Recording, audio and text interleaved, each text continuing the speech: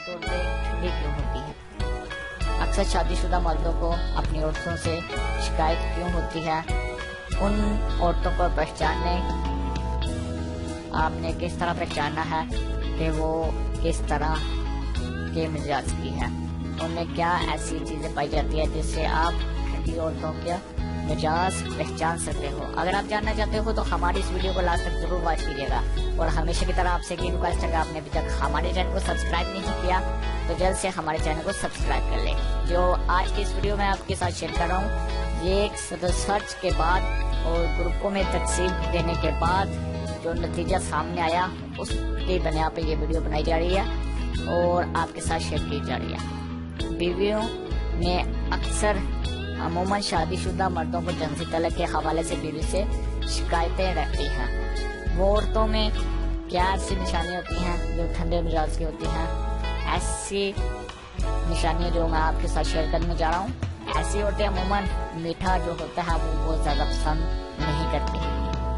Number 2، ایسی عورتیں عام زندگی میں اپنے آپ کو بیوٹیفل بننا سنورنا پسند بھی نہیں کرتی۔ نمبر 3، ایسی عورتیں عموماً جویلری وغیرہ کے بھی شوقین نہیں ہوتی۔ ان میں یہ 3 ایسی خصوصیات ہوتی ہیں۔ چوتھی، ایسی عورتیں عموماً شکی مزاج میں بھی نہیں رہتی، وہ اپنے آپ کو ٹینشن میں نہیں ڈالتی۔ ایسی عورتیں ہلکے رنگ کے کپڑے پسند نہیں کرتی۔ ایسی عورتیں عموماً دانتوں کے درد کا بھی شکار ان کو رہتا ہے۔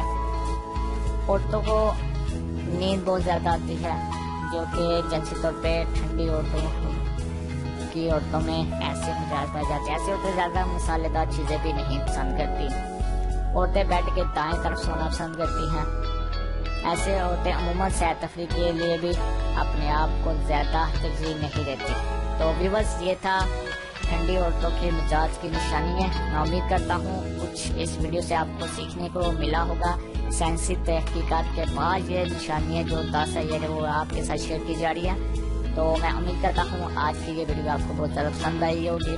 اس طرح کے بہترین مسئلے حل کے لیے ہمارے اردو ہیلتھ اکیڈمی چینل کو ضرور سبسکرائب کریں۔ دعا میں یاد رکھیے گا۔